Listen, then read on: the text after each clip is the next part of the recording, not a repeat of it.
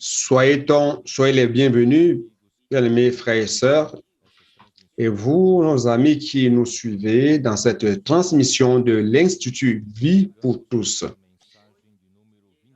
Aujourd'hui, nous voici au message 25, qui est la première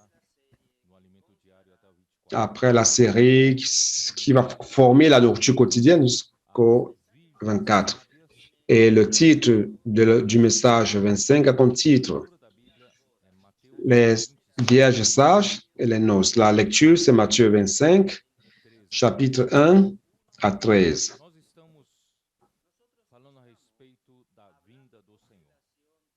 Nous sommes en train de parler de l'avènement du Seigneur. Lorsque notre Seigneur Jésus a quitté le temple, a quitté Jérusalem d'une manière triste, car il avait vu que les leaders juifs l'avaient abandonné, l'avaient rejeté. Alors, il a aussi abandonné Jérusalem et le temple. Et verset 37 de Matthieu 23, il dit, Jérusalem, Jérusalem, qui tue les prophètes et qui lapide ceux qui t'ont été envoyés. Combien de fois j'ai voulu rassembler tes enfants comme une mère poule qui rassemble ses petits sous ses ailes. Vous n'avez pas voulu, donc votre maison sera déserte. Je vous déclare dès maintenant, vous ne me verrez plus jusqu'à ce que vous dites, béni soit celui qui vient au nom du Seigneur. Donc, c'était exactement à ce moment que l'histoire d'Israël s'est interrompue. Et à partir de là, l'histoire de l'Église entre en jeu. Nous sommes maintenant dans l'histoire de l'Église. Il s'est déjà écoulé 2000 ans et nous sommes déjà vers la fin. À la fin des temps, l'histoire d'Israël commencera à rentrer dans le compte de nouveau. Dans la dernière semaine de Daniel 9, qui sont les 7 dernières années, durant lesquelles l'Antéchrist fera une alliance, probablement avec cette alliance, il permettra à Israël de construire le temple et de recommencer le sacrifice quotidien. Toutefois, au milieu de cette alliance, l'Antéchrist va rompre cette alliance et la grande tribulation va commencer. À partir de là, toutes les souffrances et les cruautés, les persécutions, etc., vont commencer. Je voudrais vous alerter, frères, principalement vous qui cherchez le royaume de Dieu dans l'Église, luttant pour le royaume de Dieu. Le Seigneur a promis à l'Église de Philadelphie qu'il la délivrera de la grande tribulation qui viendra éprouver le monde entier. Donc, si nous sommes vainqueurs, lorsque le Seigneur reviendra avant la grande tribulation, lors de son avènement secret, sa venue secrète avant la grande tribulation, nous serons donc enlevés vivants. Donc, ça vaut la peine de lutter aujourd'hui pour le royaume. Et au chapitre 24, Jésus sortait du temple, ce temple qu'Hérode a agrandi, qu'il a fait avec des pierres de couleur crème, une construction fabuleuse à cette époque-là. Et les disciples ne comprenaient pas pourquoi Jésus sortait du temple de Jérusalem et pourquoi il quittait le temple. Ils ont dit à Jésus, regarde, quelle construction merveilleuse. Et Jésus a dit, je vous le dis, en vérité, il ne subsistera ici pierre sur pierre. Les disciples étaient donc curieux. Lorsque Jésus a quitté Jérusalem et le temple, il s'est arrêté sur le mont des Oliviers, qui se trouve à l'est du temple, passant par la vallée de Cédron.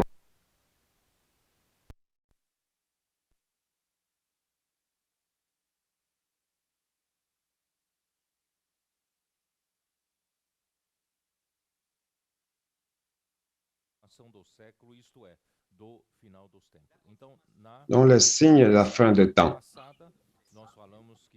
Au message dernier, nous avons dit que Jésus a répondu. Dans la première session de réponse, ça correspond à ce qui va se passer parmi les Juifs. Mais au milieu de cette session qui est adressée aux Juifs, il y a le verset 14 qui dit « Et cet évangile du royaume sera prêché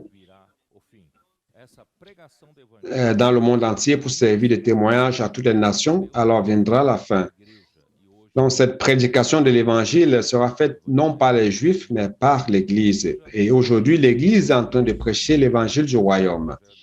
Avec la progression de l'Évangile du royaume, cela donc va entraîner l'accomplissement de tous les événements de la fin des temps. Donc, nous sommes déjà en train de vivre les derniers temps de l'Église et nous nous approchons de la fin des temps. Très bien.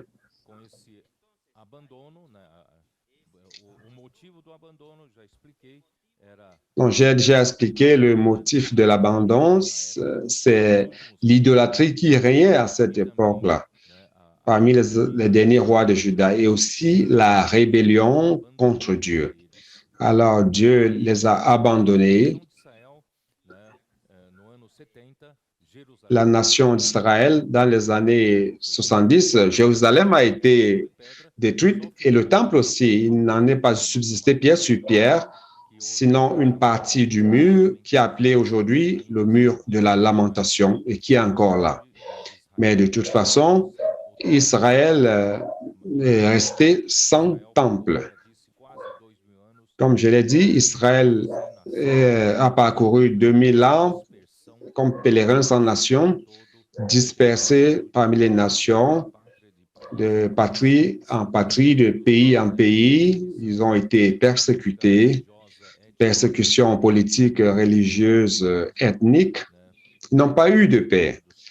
Ils ont été exterminés. 6 millions de Juifs ont été exterminés uniquement par Hitler.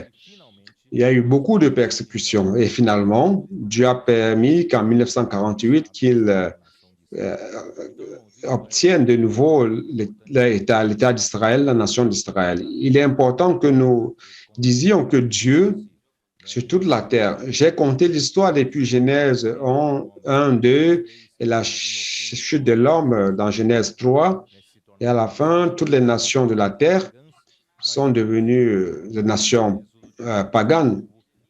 Et dans le livre d'Exode, Dieu a fait sortir ce peuple, les a appelés, Exode 19. Ce peuple, c'est son peuple de propriété privée, exclusive. Un royaume de sacrificateurs, une nation sainte. Toutefois, cette unique nation qui est la nation de Dieu, la nation sainte, au milieu de tout le peuple pagan, les peuples qui adoraient les idoles, il n'y avait qu'une nation qui était la nation de Dieu. Et comme nous avons dit aussi, ce peuple s'est corrompu et a été amené en captivité à Babylone. Et dans l'année 70, ils ont été dispersés et en 1948, la nation d'Israël a été restaurée. La partie qui s'adresse à l'Église commence au verset 32 de Matthieu 24 qui dit « Instruisez-vous par une comparaison tirée du figuier. Dès que ses branches deviennent tendres et que les feuilles poussent, vous connaissez que l'été est proche. » Ceci, réellement, c'est le signe. Cette parabole du figuier, c'est un signe pour nous, pour l'Église. Donc, si l'Église veut savoir quand ces choses se passeront-elles, quand y aura-t-il des signes de l'avènement du Seigneur, des signes de la fin des temps? Lorsque je parle de la fin des temps signifie l'avènement de la grande tribulation. Nous sommes proches de cette fin des temps. Alors, c'est quoi le grand signe? C'est la parabole du figuier. Lorsque le figuier commence à renouveler ses branches et que ses feuilles poussent, alors l'été est proche. Qu'est-ce que cela veut dire? Depuis 1948 jusqu'au jour d'aujourd'hui, La nation d'Israël s'est stabilisée au milieu de plusieurs conflits, plusieurs ennemis tout autour, beaucoup de difficultés, mais Dieu est avec cette nation. Dieu a maintenu cette nation aujourd'hui, une nation forte, puissante économiquement et militairement aussi. Très bien. Donc, en 1967, avec cette guerre de 6 jours, ils ont récupéré Jérusalem. Donc, Israël sans Jérusalem n'a pas trop de sens parce que Jérusalem, vous pouvez lire Deutéronome chapitre 12, Jérusalem, c'est le lieu que Dieu a choisi pour y mettre son nom et ce serait un lieu où Dieu allait permettre la construction du temple, où il a mis son nom et à la fin sa gloire. Il a rempli le temple de sa gloire lorsque ça a été construit. Donc, Jérusalem est extrêmement importante pour Jérusalem. Et Jérusalem, sans temple aussi, n'a pas un grand sens. Donc, frère, je suis en train de vous dire que la pression pour la reconstruction du temple sera chaque fois plus grande. Nous allons nous rendre compte que viendra un moment où on ne pourra plus empêcher Israël de construire le temple. Je pense que nous ne sommes pas loin de l'alliance qui se fera la dernière semaine de Daniel. Cela veut dire très proche de la fin des temps. Donc, vivons vigilants, vivons éveillés. Aujourd'hui, je voudrais partager avec vous la première parabole du chapitre 25. Donc, on va entrer dans Matthieu 25. Matthieu 25, verset 1 dit, « Alors le royaume des cieux sera semblable à 10 vierges qui, ayant pris leur lampe, allèrent à la rencontre de l'époux. » Très bien. Premièrement, je voudrais dire ceci.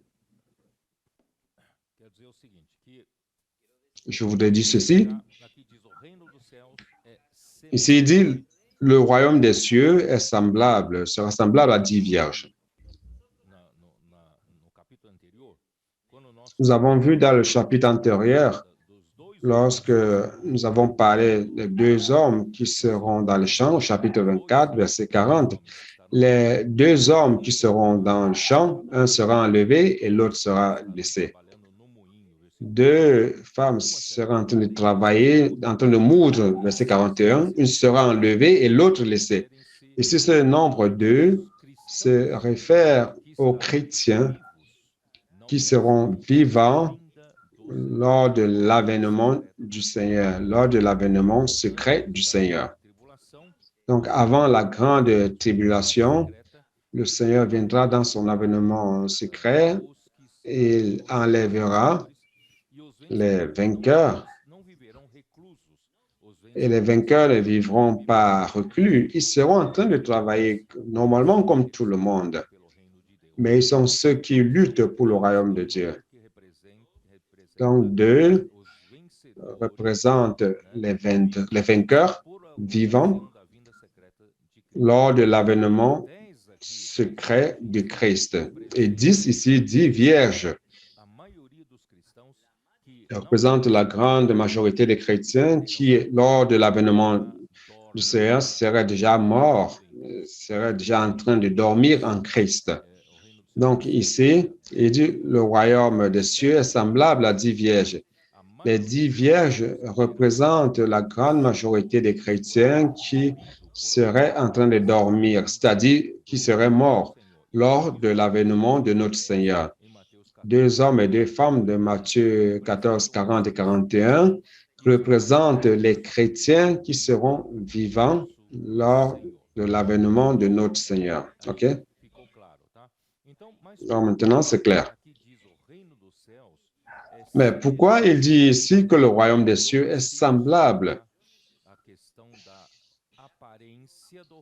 Je vais expliquer l'apparence du royaume des cieux et la réalité du royaume des cieux.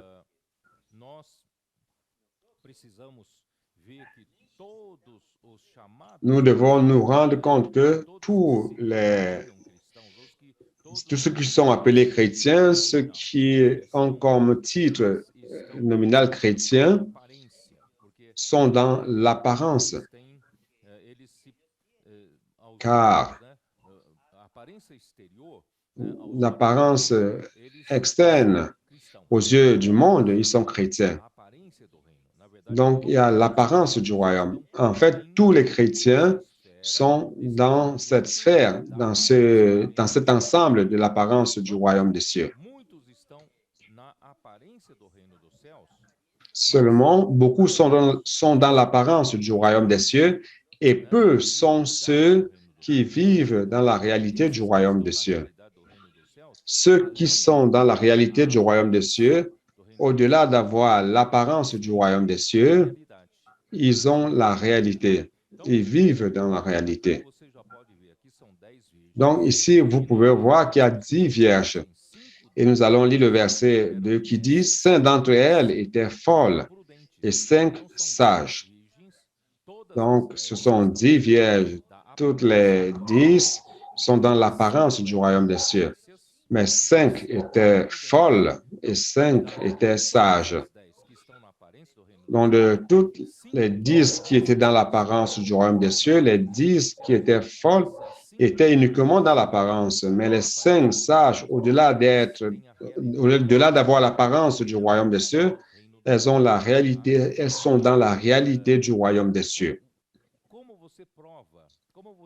Alors, comment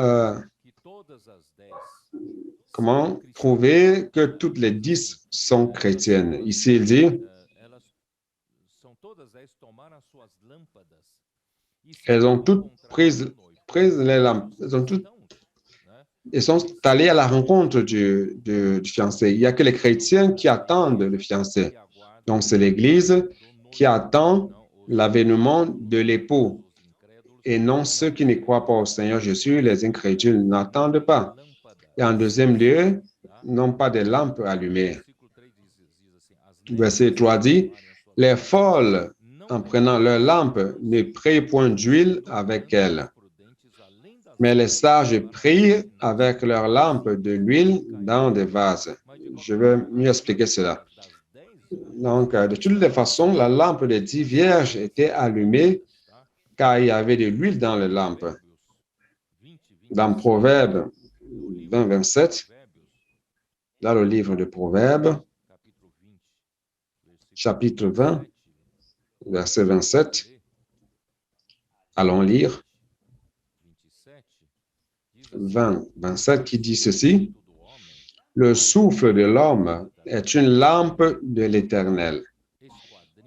Il pénètre jusqu'au fond des entrailles. » Donc, nous les hommes, nous sommes créés par Dieu en 3 parties. Nous avons l'esprit, qui est un organe interne, qui est appelé l'esprit, qui permet de recevoir Dieu qui est esprit.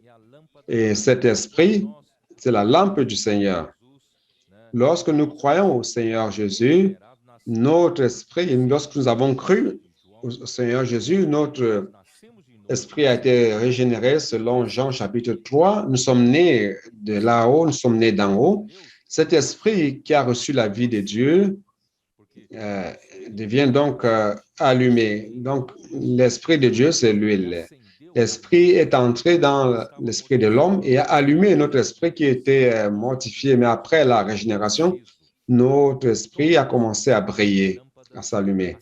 Donc, tous les chrétiens ont des lampes allumées. Son esprit est allumé. Dieu est dans notre esprit. Toutefois, ce n'est pas toutes les vierges qui avaient de l'huile dans le vase. Le vase, c'est l'âme de l'homme. Donc, au-delà d'être sauvés, au moment où nous avons cru au Seigneur Jésus, que notre esprit a été immédiatement allumé. L'huile qui est l'esprit de Dieu est entrée dans notre esprit et a allumé notre esprit. Mais à partir de là, nous devons stocker de l'huile dans notre âme, c'est-à-dire permettre que l'esprit de Dieu pénètre dans notre pensée, émotion et volonté. Et durant notre vie chrétienne, ça, c'est le travail que l'Esprit veut faire en nous. Selon que nous lui permettons de pénétrer en nous, qu'il sature notre âme. Donc, l'huile doit être déposée aussi dans le vase, dans l'âme.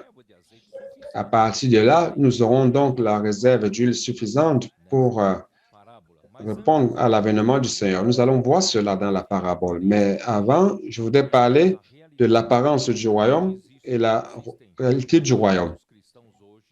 Il existe beaucoup de chrétiens aujourd'hui, contemporains,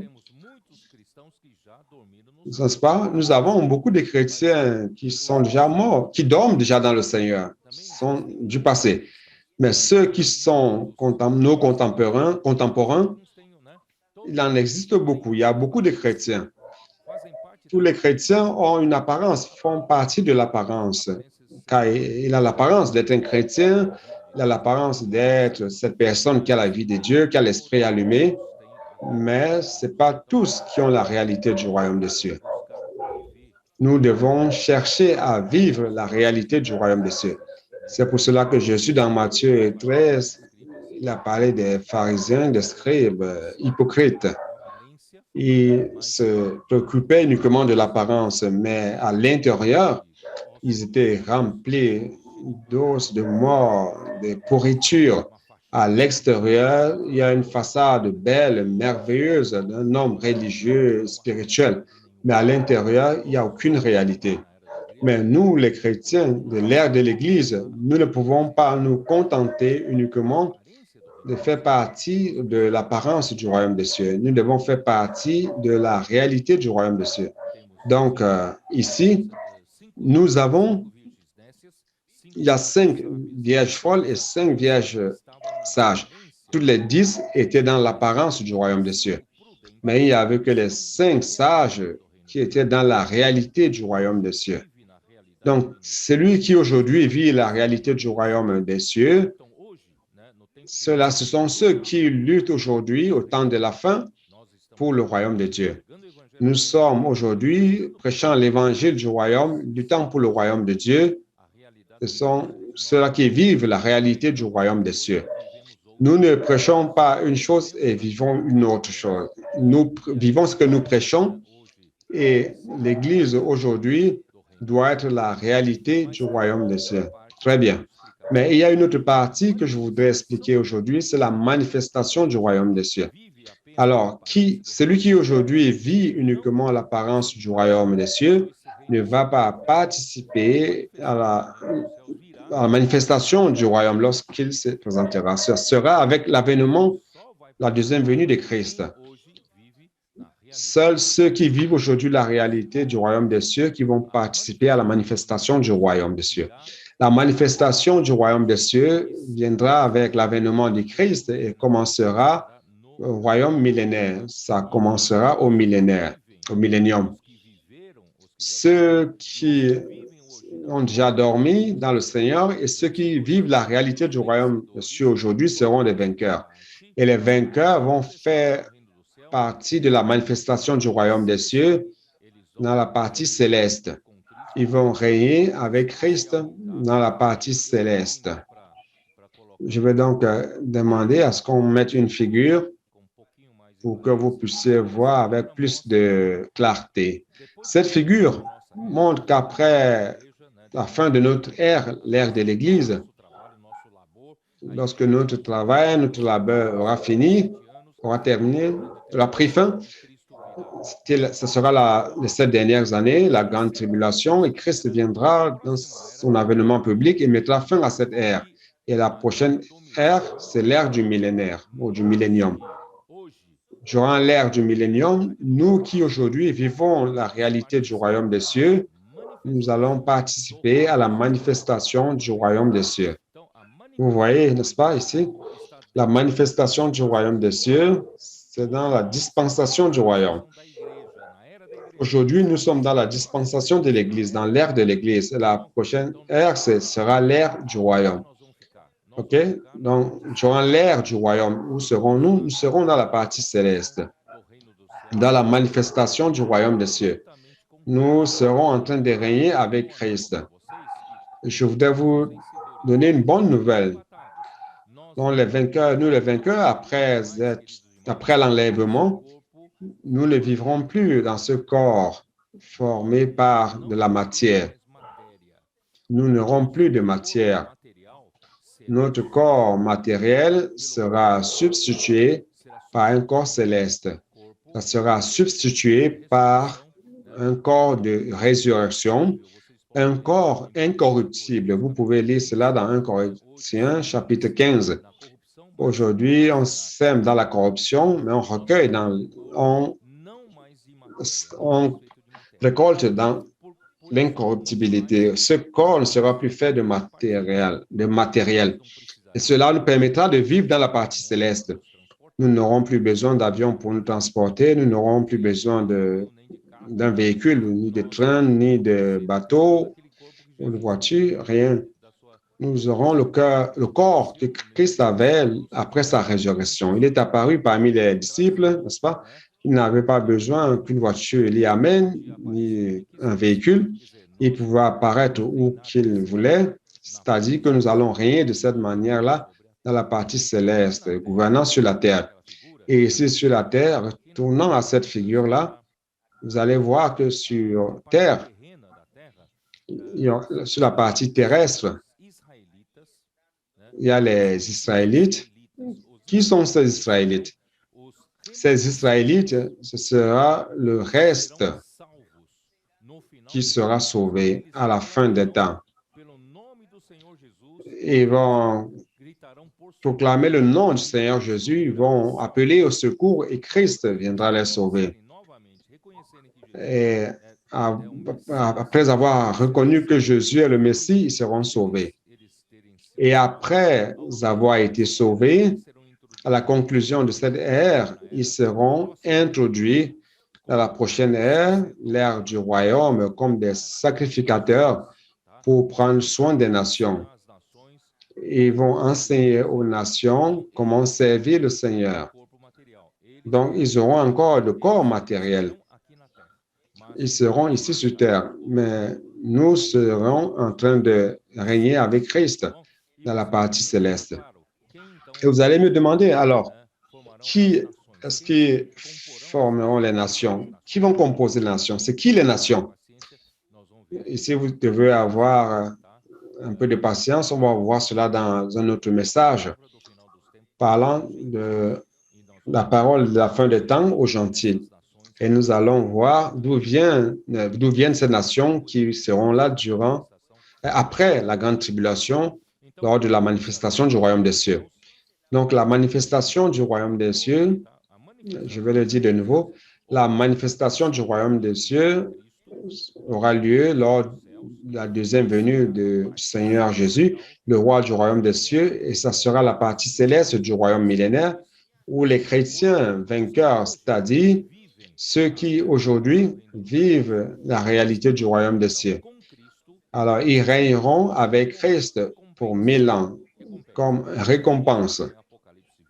Cela, c'est dans Apocalypse 20, versets 4 et 6. Vous pouvez voir cela dans votre Bible. Apocalypse 20, verset 4.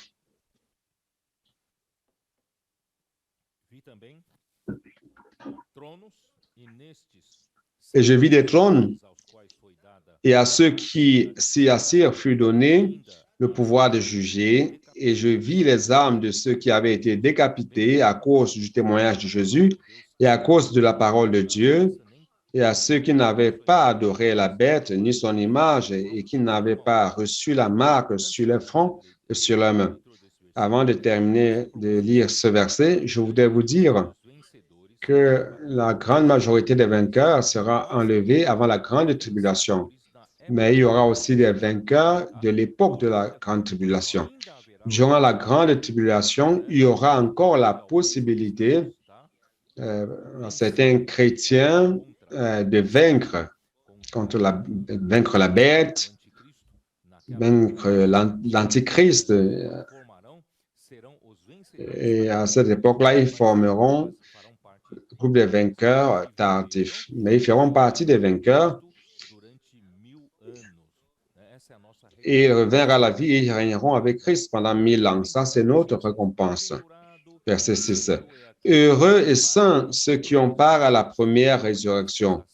La seconde mort n'a point de pouvoir sur eux, mais ils seront sacrificateurs de Dieu et de Christ, et ils régneront avec lui pendant 1000 ans.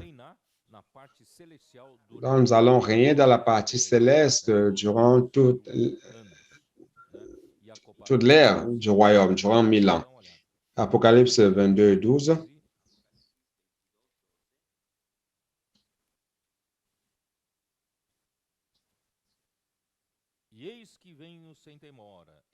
Je suis l'alpha et l'oméga, le premier, verset 12. Voici, je viens bientôt et ma rétribution est avec moi pour rendre à chacun selon ce qu'est son œuvre. Verset 12. Donc, vous voyez que régner avec Christ, la partie céleste, c'est la récompense que Dieu donne selon les œuvres que chacun aurait accomplies à travers ce corps. Pendant que nous sommes vivants, nous avons l'opportunité encore d'être des vainqueurs. La partie terrestre du royaume millénaire, ce sera le royaume messianique, qui est appelé le royaume du Messie. Le royaume messianique sur terre, où le reste des sauvés d'Israël enseigneront aux nations à adorer Dieu. Allez dans votre Bible, dans Zacharie 8, verset 8. 20 à 23, verset 20 à 23. Ainsi parle l'Éternel des armées, il viendra encore des peuples et des habitants d'un grand nombre de villes. Les habitants d'une ville iront à l'autre en disant, allons implorer l'Éternel et chercher l'Éternel des armées. Nous irons aussi. Cela fait référence à la partie terrestre, les nations qui vont commencer à chercher le Seigneur et le reste d'Israël va enseigner à ces nations comment chercher l'Éternel. Et beaucoup de peuples et de nations et de nombreuses nations viendront chercher l'Éternel des armées à Jérusalem et implorer l'Éternel. Ainsi parle l'Éternel des armées. En ces jours-là, 10 hommes de toutes les langues des nations saisiront un juif par le pan de son vêtement et diront, nous irons avec vous, car nous avons appris que Dieu est avec vous. Donc, cela se passera durant le millénaire, dans la partie terrestre. Les enfants d'Israël seront des sacrificateurs pour les nations. Ésaïe 2, livre d'Ésaïe, chapitre 2, versets 2 et 3. Il arrivera dans la suite des temps que la montagne de la maison de l'Éternel sera fondée sur le sommet des montagnes, qu'elle s'élèvera par-dessus les collines et que toutes les nations y afflueront.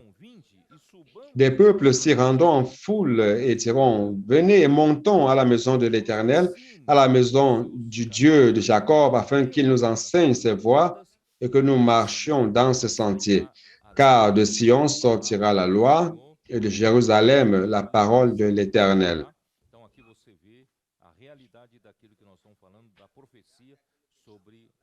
Donc ici, vous voyez la réalité de ce dont nous parlons, la prophétie sur la partie terrestre du millénaire. Chapitre 61 d'Ésaïe, verset 6. Mais vous, on vous appellera sacrificateur de l'Éternel. On vous nommera serviteur de notre Dieu. Vous mangerez les richesses des nations et vous vous glorifierez de leur gloire. Ici, il parle du reste des Juifs qui seront sacrificateurs durant le millénaire, à l'ère du royaume. Après avoir été sauvés lors de l'avènement du Seigneur, vous pouvez voir cela dans Zacharie de nouveau. On va retourner dans Zacharie, chapitre 12, verset 10. Alors je répandrai sur la maison de David et sur les habitants de Jérusalem un esprit de grâce et de supplication. Et ils tourneront les regards vers moi. Ils ont tué Jésus, n'est-ce pas? celui qu'ils ont percé. Ils pleureront sur lui comme on pleure sur un fils unique. Ils pleureront amèrement sur lui comme on pleure sur un premier-né. Ils vont se repentir tellement de ce que les leaders juifs, les, les principaux qui ont envoyé tuer Jésus. Mais ce jour-là, ils vont reconnaître Jésus dans Romains chapitre 11. Romains chapitre 11, verset 26-27. Romains 11, 26-27. Allons-y. Et ainsi, tout Israël sera sauvé, comme il est écrit. Selon qu'il est écrit, le libérateur viendra de Sion et il détournera de Jacob les impiétés. Et ce sera mon alliance avec eux lorsque je jeterai leurs péchés. Donc Jésus a promis de sauver encore un reste de Juifs. Donc allons-y. Allons, on retourne à la parole des vierges, la parabole des vierges dans Matthieu 25. Je vais répéter, les 10 vierges représentent la majorité des chrétiens qui seraient déjà morts, qui dormiraient déjà, c'est-à-dire morts lors de l'avènement du Seigneur. Les 2 femmes et 2 hommes de Matthieu 40-41 représentent les chrétiens qui seraient vivants lors de l'avènement de Christ. 12, c'est un nombre complet. 10 de ceux qui auraient déjà dormi et 2, les vivants. Donc, que nous fassions partie des vainqueurs vivants, que ce soit des 10 vierges ou de ceux qui seront enlevés, que nous soyons des vainqueurs. J'ai mis comme titre les sages, les vierges sages et les noces, car les vierges sages participeront aux noces, qui est la fête du mariage, la fête des noces de Christ, le Fils de Dieu. Et Dieu rêve, Dieu désire tellement ces noces, l'événement le plus important de l'univers, après la fin de toutes choses, à la fin des temps, c'est cela. Dieu veut réaliser ce rêve. Les noces de son Fils, les fêtes, les noces de son Fils. Lorsqu'il aura préparé l'Église, l'Église aura été édifiée, l'Église aura été sanctifiée et à la fin, ça deviendra une Église glorieuse pour ce mariage. Donc, nous tous, nous avons été appelés pour sceller des noces à un seul époux, comme une vierge pure, Christ. C'est dans 2 Corinthiens, chapitre 11, versets 1 et 2. Oh, si vous pouviez supporter de ma part un peu de folie, mais vous me supportez, car je suis jaloux de vous, d'une jalousie de Dieu, parce que je vous ai fiancé à un seul époux pour vous présenter à Christ comme une vierge pure. Donc, les 10 vierges de la parabole, les vierges de Matthieu 25, se réfèrent à nous, nous qui avons été sauvés et qui avons été réservés comme fiancés vierges pures à Christ. L'homme dans le jardin d'Éden a été créé d'une manière simple, d'une manière pure, le Seigneur. Pourquoi je dis cela? Parce que le verset suivant de 2 Corinthiens 11 que nous avons lu, le verset 3, il dit ceci. Toutefois, de même que le serpent séduisit Ève par sa ruse, je crains que vos pensées ne se corrompent et ne se détournent de la simplicité à l'égard de Christ. C'est-à-dire que lorsque Dieu a créé l'homme et l'a mis dans le jardin d'Éden, l'homme avait une grande simplicité et pureté par rapport à Dieu. Il était sans impureté. Il était absolument simple et absolument pur par rapport à Dieu. Et l'homme vivait selon la parole de Dieu. Dieu disait quelque chose et c'est cela qui amenait l'homme à avancer dans sa vie. Frère, c'est la situation à laquelle nous devons retourner. C'est comme cela que nous devons vivre.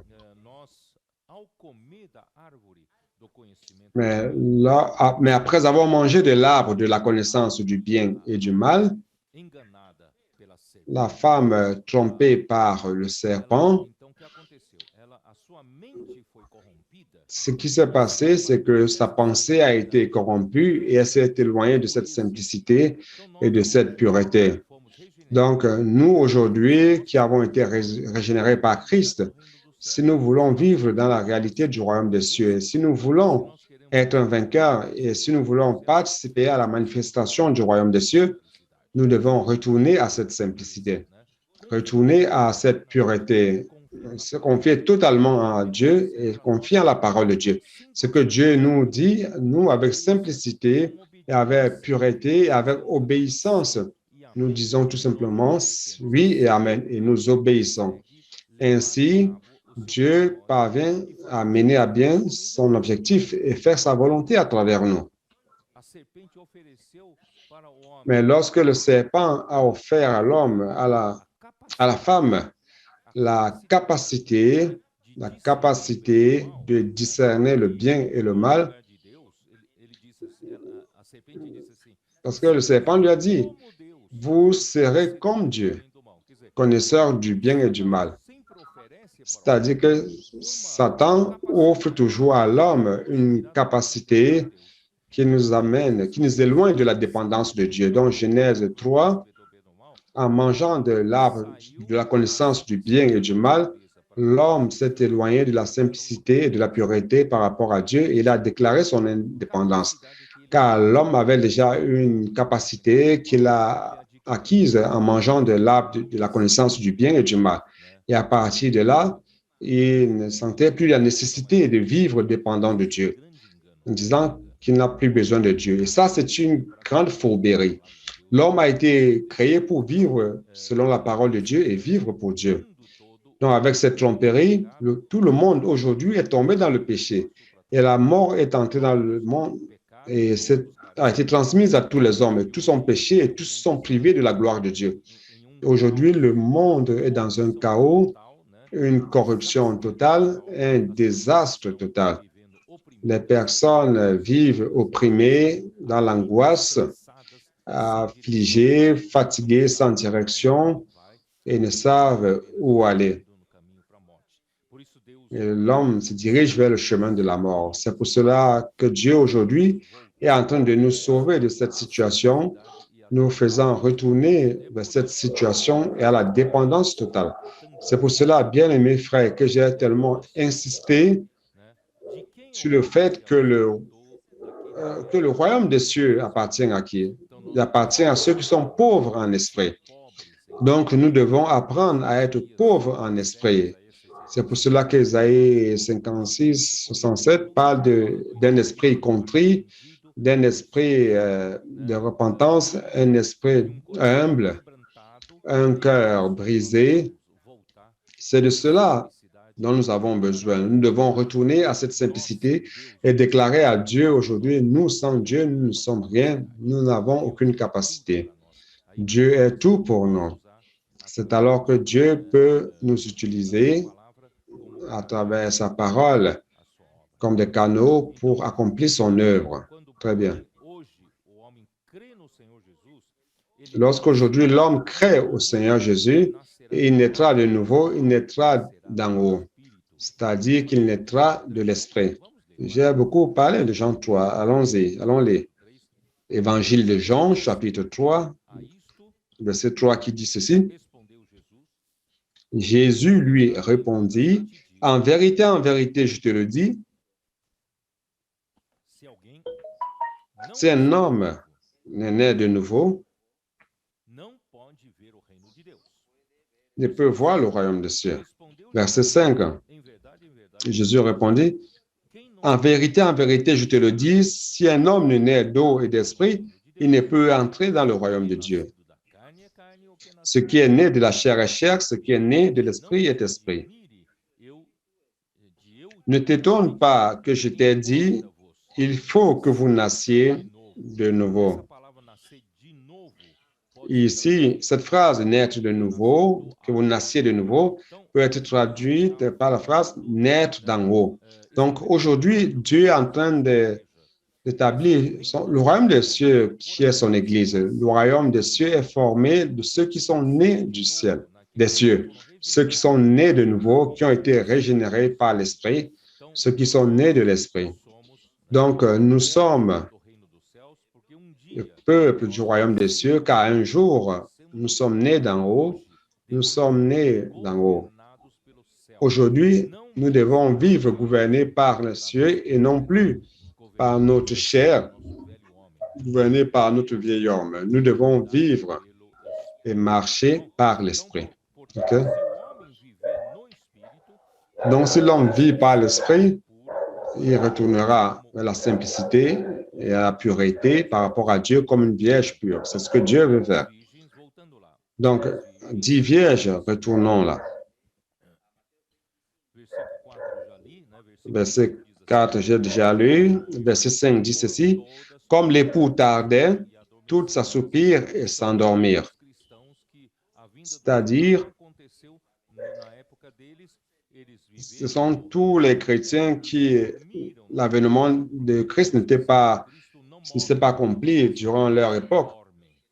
Ils se sont assoupis et ont dormi, car ceux qui sont en Christ ne meurent pas, ils dorment. Et au verset 6, au milieu de la nuit, on cria, voici l'époux, allez à sa rencontre.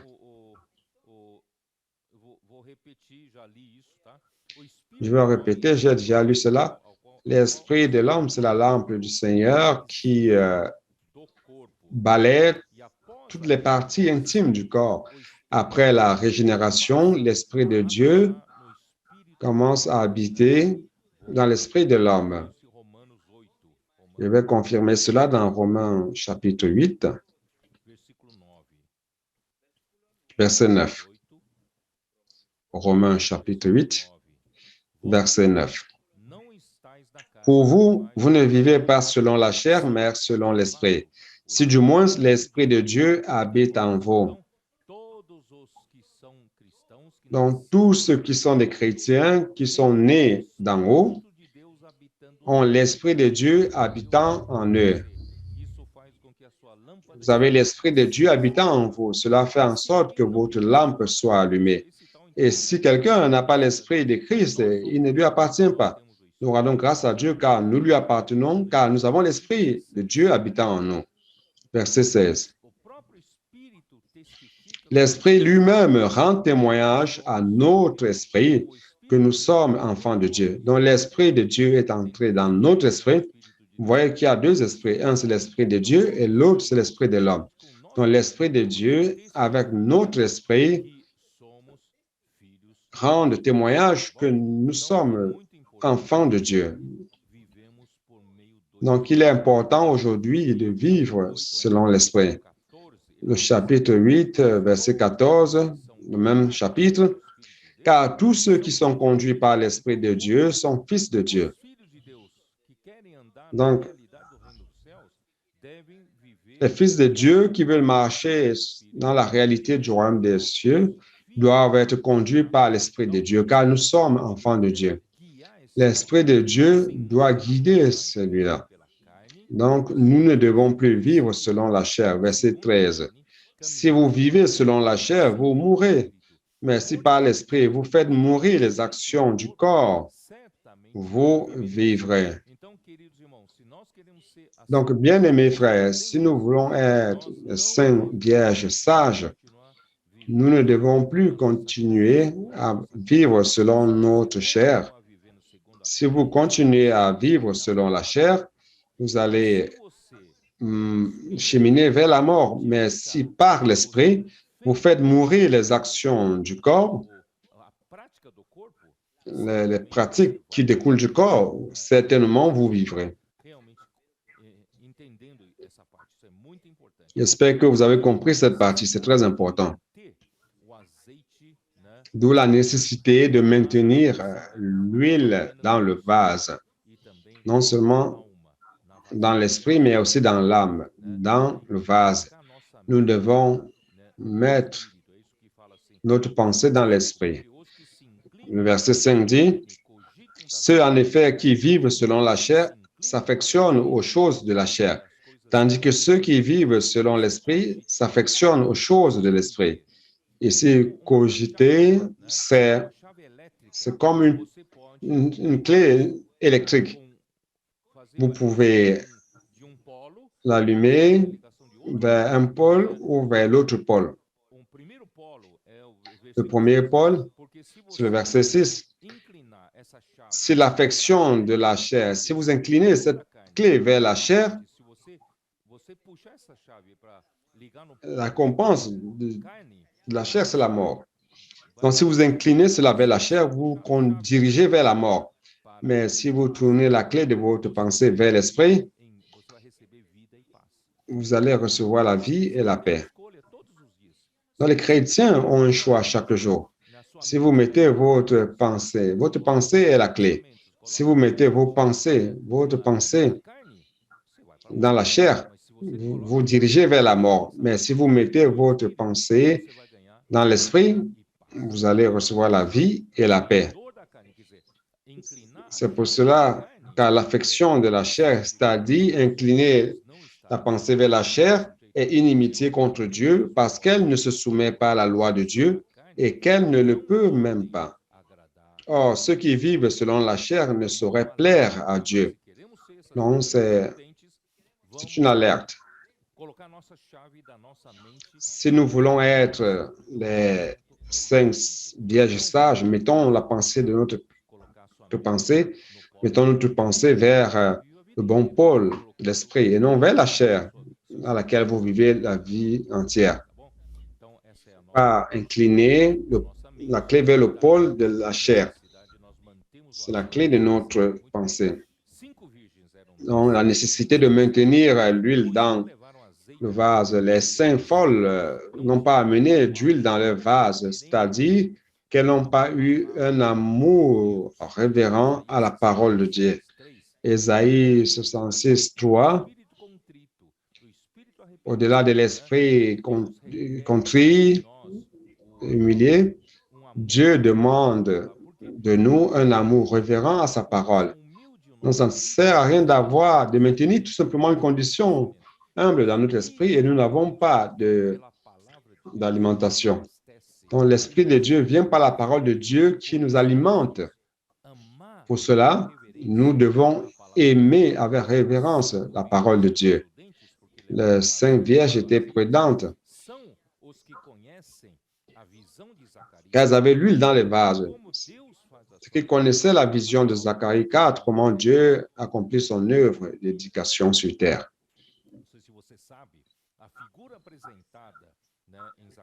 Je ne sais pas si vous le savez, la figure présentée dans Zacharie 4, c'est une figure de l'édification de l'Église. L'édification de l'Église se passe par l'alimentation par l'huile. Sans huile, il n'y a pas édification de l'Église, il n'y a pas d'alimentation. Donc, l'huile vient des deux oliviers qui vient à travers les deux branches. On a donc l'huile dorée et l'huile, c'est la parole prophétique. Je vais demander de projeter la vision. On avait déjà vu ça à l'époque. La vision de Zacharie, chapitre 4. Vous voyez, Zacharie, chapitre 4, il y a un chandelier qui contient cette lampe du Seigneur. Les lampes qui maintiennent allumé le témoignage du Seigneur. Donc, l'Église, c'est ce chandelier d'or qui est le témoin de Dieu quand l'Église brille sur terre. L'Église qui brille comme l'une n'a pas sa propre lumière.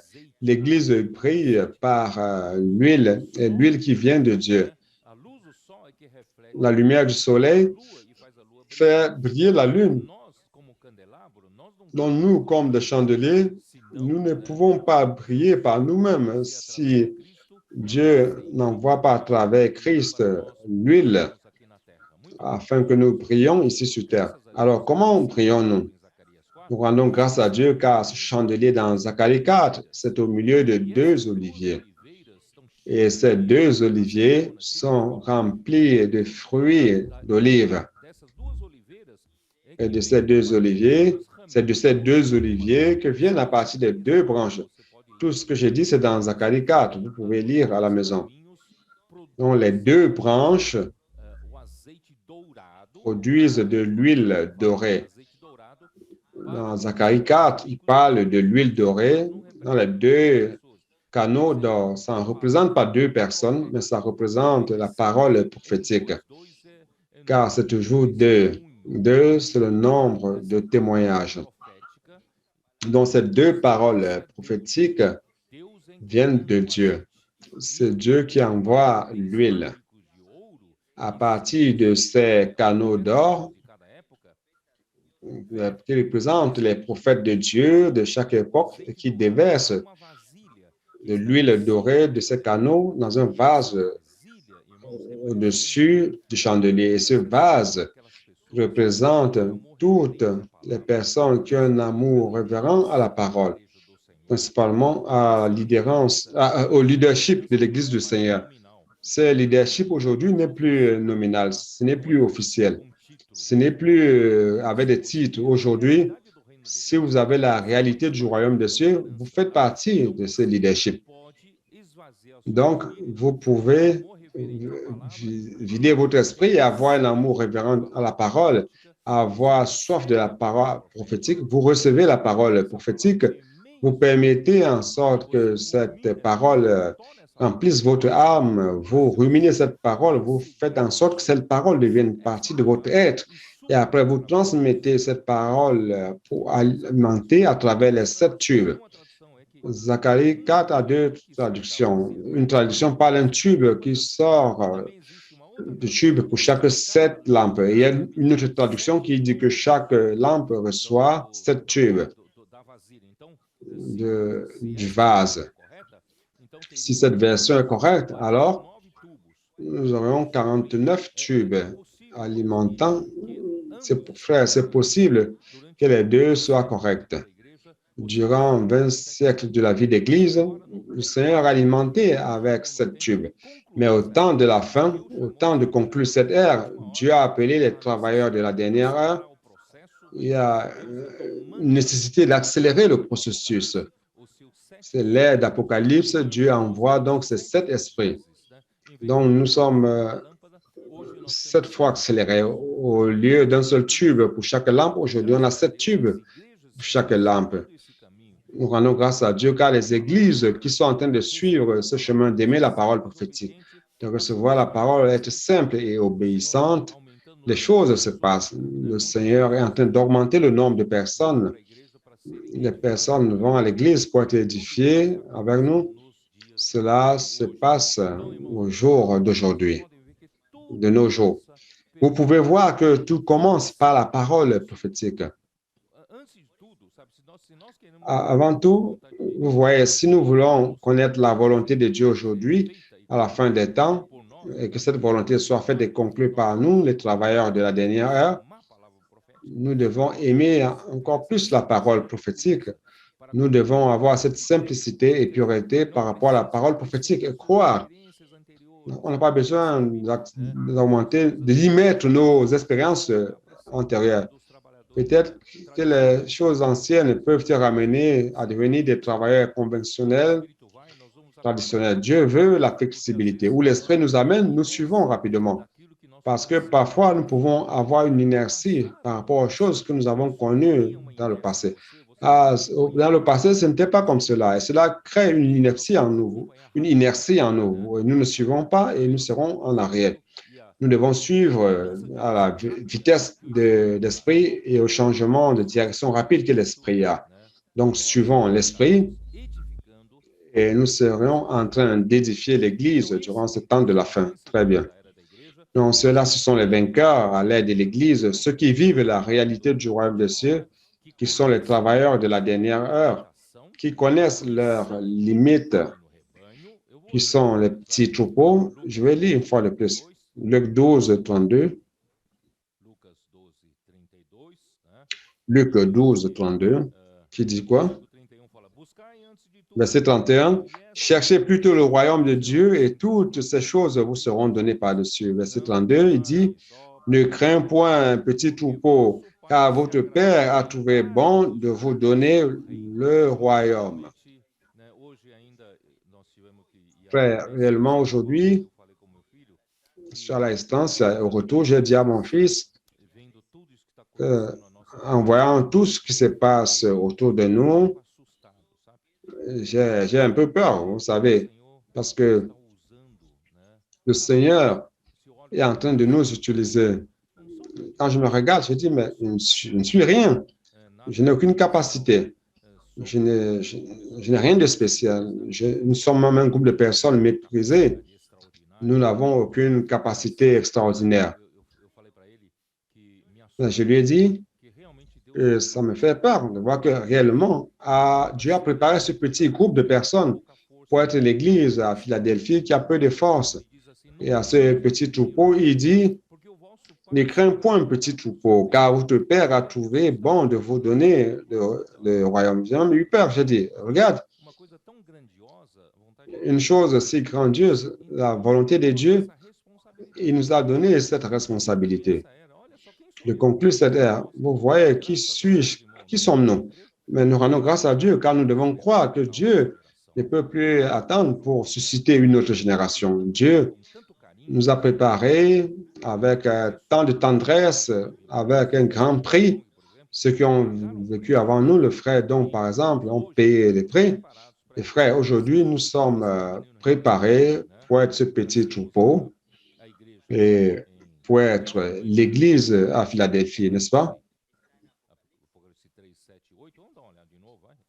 On va à Apocalypse, de nouveau, 3 à 7, afin que nous ayons la conviction, frères, sans aucun orgueil, mais aussi, nous ne pouvons pas renier ce que le Seigneur nous a donné. Verset 7 dit, et qui à l'ange de l'église de Philadelphie, voici ce que dit le Saint, le véritable, celui qui a la clé de David, celui qui ouvre et personne ne fermera, celui qui ferme et personne n'ouvrira. Je connais tes œuvres, voici, parce que tu as peu de puissance et que tu as gardé ma parole et que tu n'as pas renié mon nom, j'ai mis devant toi une porte ouverte que personne ne peut fermer. Frère, nous avons peu de force. Nous n'avons pas de grandes capacités. Mais le Seigneur nous a fait quelque chose. Nous aimons la parole prophétique. La parole prophétique a fait la différence. Nous avançons, nous faisons avancer le plan de Dieu, l'évangile est prêché. Nous avons 6,5 millions de livres qui sont distribués depuis 2019. Et comme des semences du royaume, comme de l'évangile du royaume, il y aura encore des semences qui vont germer. Nous avons peu de force, mais nous avons gardé la parole et nous n'avons pas renoncé au nom du Seigneur. C'est-à-dire que nous ne sommes pas indépendants du Seigneur, nous dépendons du Seigneur en tout. Nous avons besoin de la parole et de l'esprit. Donc, ce sont ceux qui savent que ce n'est pas par la force humaine. Allons dans Zacharie 4. Zacharie 4, verset 6. Comme il est dit,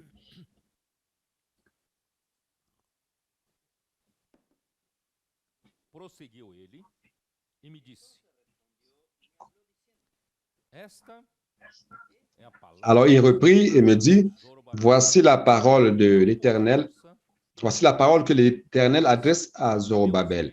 Ce n'est ni par la puissance ni par la force, mais c'est par mon esprit, dit l'Éternel des armées. Le Seigneur n'a pas appelé un groupe de puissants ou un groupe de super talentueux. Mais le Seigneur veut nous montrer que ce n'est pas par la force humaine, ce n'est pas par la puissance humaine, mais c'est par l'esprit du Seigneur. Et comme l'esprit a la liberté d'agir, lorsque l'homme sait qu'il n'est pas capable de faire, lorsque l'homme permet à ce que lui-même fait l'œuvre, que Dieu fasse l'œuvre, et il l'accomplit avec un miracle que l'homme ne parvient pas à faire. 2 Corinthiens 3, comme Paul dit, nous sommes les ministres de la nouvelle alliance. Les ministres de la nouvelle alliance savent qui sont. 2 Corinthiens 3, versets 5 et 6, qui disent ceci.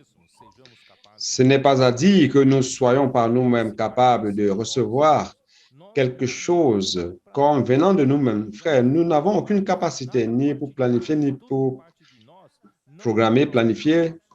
Tout ce qui vient de nous n'accomplit pas l'œuvre de Dieu. Nous n'avons la capacité, nous n'avons aucune capacité de faire quoi que ce soit. Donc, nous ne sommes même pas capables de penser quoi que ce soit. Tout doit être révélé par la parole prophétique. Comme si cela venait de nous. Tout ce qui a son origine en nous ne peut pas accomplir la parole de Dieu. Mais plutôt, ça doit venir de Dieu par sa parole. Au contraire, notre suffisance vient de Dieu. Notre capacité, au contraire, vient de Dieu. Dieu, il nous a aussi rendus capables d'être ministres d'une nouvelle alliance. Non de la lettre, mais de l'esprit. Pourquoi? Parce que la lettre tue, mais l'esprit vivifie. Nous ne nous confions pas en notre propre capacité d'accomplir la lettre. Parfois, nous recevons un peu de la parole de Dieu et nous essayons de pratiquer la parole selon la lettre. Et celui qui pratique uniquement selon la lettre peut penser qu'il est capable. Ah, j'ai beaucoup de connaissances bibliques, j'ai beaucoup d'éloquence, je sais bien expliquer, je sais bien exposer la Bible. Ça, c'est l'homme encore qui essaie par sa capacité de faire l'œuvre de Dieu. Mais ces ministres, nous ne sommes pas des ministres de la lettre. Nous sommes des ministres de l'esprit. Car la lettre tue, mais l'esprit vivifie. 2 Corinthiens 4, verset 7. Nous portons ce trésor dans des vases de terre afin que cette grande puissance soit attribuée à Dieu et non pas à nous. L'Église ne doit pas être puissante. Les hommes qui servent l'Église ne doivent pas être puissants. Celui qui doit être puissant, c'est Dieu lui-même. Dieu est puissant. Donc, dans l'œuvre de Dieu, la puissance ne vient pas de l'homme. La puissance est de Dieu. Ainsi, Dieu parvient à accomplir son œuvre. Ainsi comme Zorobabel, nous sommes peu pour conclure l'œuvre de l'édification de Dieu. Parmi les milliers de Juifs qui ont été éparpillés en exil de Babylone, seulement 50 000 sont retournés. Et 50 000, c'est très peu. Nous sommes très peu aussi pour conclure l'œuvre de Dieu. Jetons un coup d'œil de nouveau dans Zacharie 4. Zacharie 4. Ici, dit ceci, verset 10. Car ceux qui méprisaient le jour des faibles commencements se réjouiront en voyant le niveau dans la main de Zorobabel. Ces sept ont les yeux de l'Éternel qui parcourent toute la terre. Ces sept sont les yeux de l'Éternel qui parcourent toute la terre. Donc, je compare ici cette image de Zorobabel et de Josué comme une figure de notre ère. Nous vivons au temps de Zorobabel parce que nous sommes au temps de cet esprit. Parce que ces sept yeux de l'Éternel décrits dans Zacharie 4 qui parcourent toute la terre, vous voyez la correspondance dans Apocalypse 5, 6. Jetez un coup d'œil, Apocalypse 5, 6, qui dit quoi? Et je vis au milieu du trône et des quatre êtres vivants et au milieu des vieillards un agneau qui était là comme immolé. Il avait 7 cornes et 7 yeux qui sont les 7 esprits de Dieu envoyés par toute la terre. Donc, frère, cela confirme que les 7 yeux du Seigneur qui parcourent toute la terre de Zacharie 4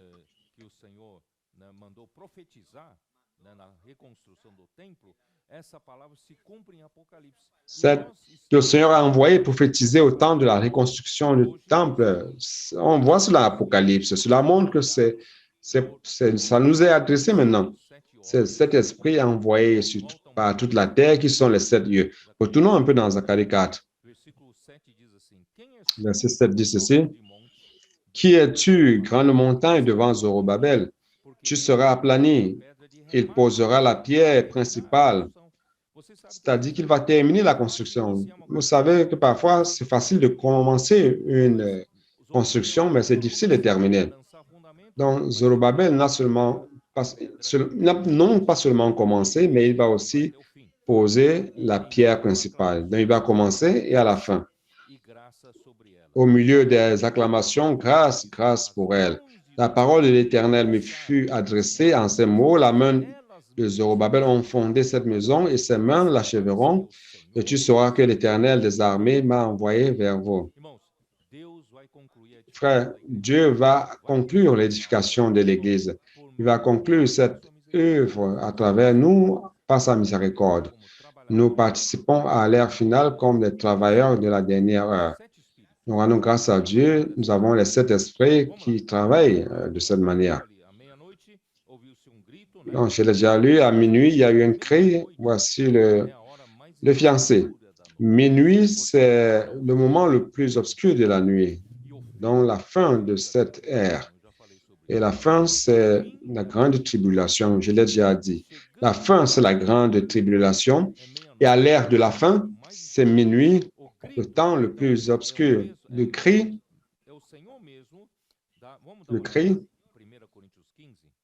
Allons jeter un coup dedans, 1 Corinthiens 15, 52.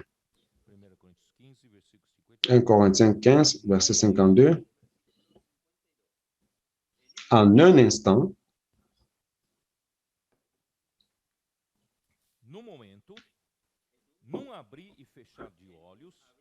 en un clin d'œil, à la dernière trompette, la trompette sonnera et les morts ressusciteront incorruptibles et nous serons changés.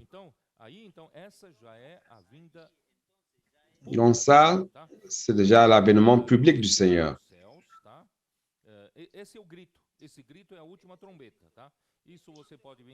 Ce cri, c'est la dernière trompette. Vous pouvez voir ça dans 1 Thessaloniciens 4, 16.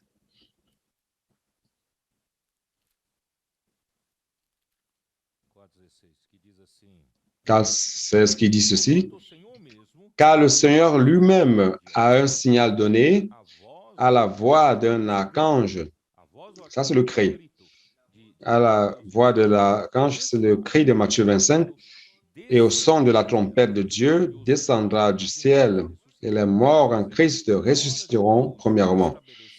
C'est-à-dire, lorsque Dieu va établir le tribunal du Christ pour juger les chrétiens, les chrétiens morts à l'avènement public de Christ, donc ces morts ressusciteront premiers et nous, les vivants, qui seront restés jusqu'à la grande tribulation, seront enlevés avec eux dans les nuées à la rencontre du Seigneur dans les airs et nous serons pour toujours avec le Seigneur. Ici, apparaître dans les airs avec le Seigneur, frère, c'est pour le jugement des chrétiens, qui est le tribunal de Christ. Allons dans 2 Corinthiens 5, 10. 2 Corinthiens 5, 10. Car il nous faut tous comparaître devant le tribunal de Christ. Le tribunal de Christ sera établi dans les airs, afin que chacun reçoive selon le bien ou le mal qu'il aura fait étant dans son corps. C'est-à-dire que vous avez la chance d'accumuler l'huile dans votre âme, dans le vase, pendant que vous êtes encore vivant dans le corps. Le jour où vous allez mourir, où vous allez dormir dans le Seigneur, vous n'aurez plus la chance d'acquérir de l'huile. Comprenez? Donc, il faut profiter maintenant, aujourd'hui, pendant que vous êtes vivant dans le corps. Vivons selon l'esprit. Ne mettons plus notre pensée vers le pôle de la chair. Mettons notre pensée toujours dans l'esprit afin de recevoir la vie et la paix. Et de cette manière, nous allons accumuler de l'huile dans notre vase. Car au moment où nous allons mourir, ce sera fini, on n'aura plus de chance. Ce sera plus possible d'être un vainqueur, mais vous n'irez pas dans la perdition éternelle. Vous serez sauvés, vous êtes sauvés et sauvés pour toujours. Je vais l'expliquer plus tard. Allons-y dans Matthieu 25.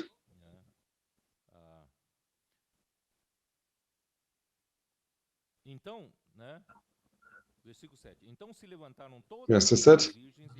Alors toutes ces vierges se réveillèrent et préparèrent leurs lampes. Les folles dirent aux sages, donnez-nous de l'huile.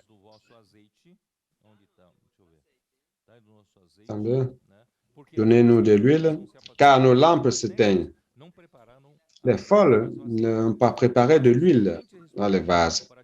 Les sages répondirent, non, il n'y en aurait pas assez pour nous et pour vous. Allez plutôt chez ceux qui en vendent et achetez-en pour vous. C'est-à-dire, une fois mort dans ce corps, il ne sera plus possible d'acquérir de l'huile dans le vase. Alors, où allez-vous trouver de l'huile? C'est seulement durant les 1000 ans, vous serez hors de la manifestation du royaume des cieux. Vous serez hors de la gloire de Dieu dans les pleurs et des grincements des dents. Et là, vous pourrez acquérir, parce qu'à la fin du royaume, à l'aide de la nouvelle Jérusalem, nouveau ciel, nouvelle terre, vous pourrez participer pour toujours, comme l'Église, la fiancée de Christ unissant à Christ pour toujours, mais vous allez perdre le royaume millénaire. C'est pour cela qu'il est important de préparer l'huile aujourd'hui. Pendant qu'elle allait en acheter, l'époux arriva. Celle qui était prête entrèrent avec lui dans la salle des noces et les portes furent fermées. Plus tard, les autres vierges vinrent et dirent, Seigneur, Seigneur, ouvre-nous. Mais il répondit, je vous le dis en vérité, je ne vous connais pas. Veuillez donc, puisque vous ne savez ni le jour ni l'heure.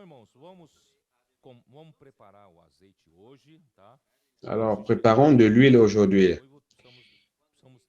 Lorsque le fiancé viendra, soyons prêts pour entrer dans les noces.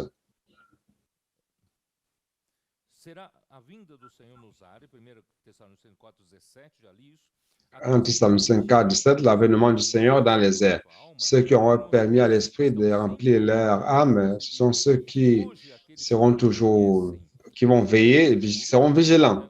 Ceux qui aujourd'hui reconnaissent les canaux d'or, qui aiment la parole prophétique, qui sont les travailleurs de la dernière heure, qui savent qu'ils ne peuvent pas échouer, qui ne doivent pas échouer.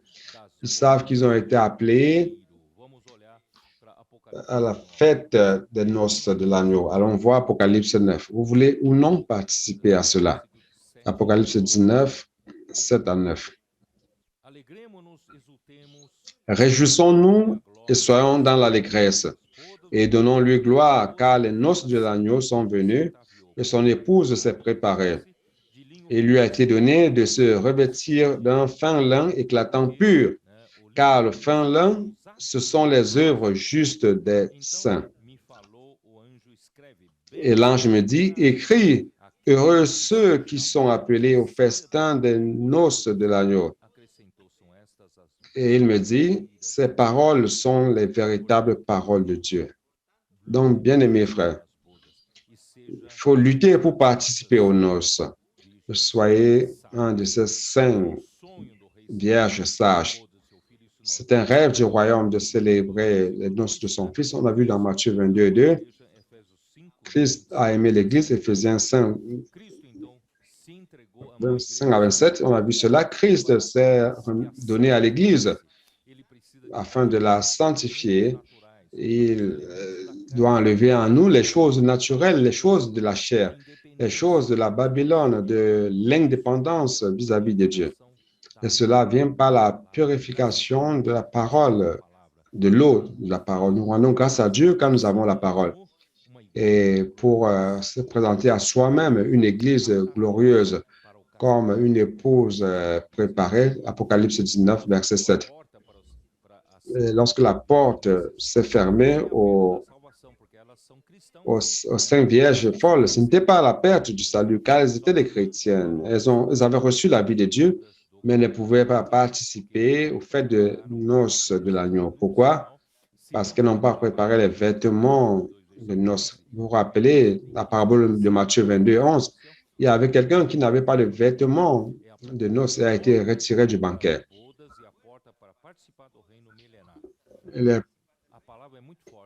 La porte de noces pour participer au royaume millénaire. Ces paroles sont fortes en disant, je ne t'ai pas connu, je ne vous ai pas connu, je ne te connais pas. Ça veut dire que vous n'avez pas été approuvé.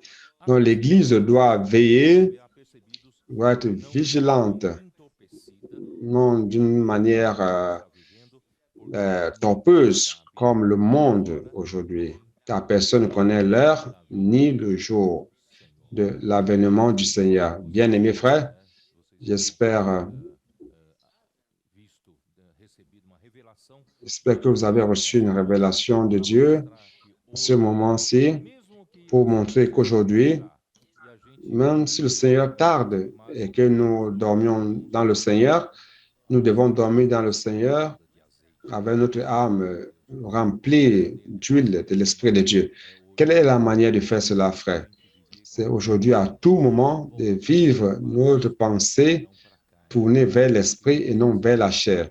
C'est pour cela que Colossiens 3, Paul dit que nous devons chercher les choses de là-haut, penser aux choses d'en haut et non à celles qui sont de la terre. J'espère que je vous ai aidé. Et nous voulons faire partie des saintes vierges prudentes, sages, et que nous soyons qualifiés pour participer aux noces de l'agneau. Jésus est le Seigneur.